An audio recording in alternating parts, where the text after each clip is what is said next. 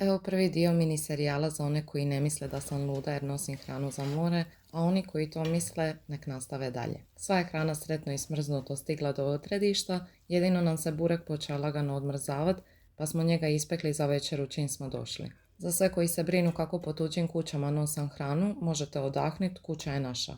Nemam tu okrugli kalup pa je poslužila i tava, a burek sam samo prelila mješavinom mineralne i ulja i ispekla kao inače. Možda sam poslala u dućan čim smo došli u Pulu po mlijeko, jogurt, kefir, mineralno i koje pivo, tako da se ni time ne moramo više zamarati. Drugi dan smo za doručak jeli kobasu, čvarke, sir i pome. Još uvijek sam oduševljena činjenicom da jedemo kobasice i čvarke iz vlastite proizvodnje. Za ručak sam napravila brzinsku salatu da potrošimo ostatke od doma. Skuvala sam malo manistre koju sam našla u špajzi i jaja. Ostao nam je jedan kuvani kukuruz i piletina iz juhe. Dodala sam još krastavac i nekoliko žlica grčkog jogurta, dobro promišala i oladila.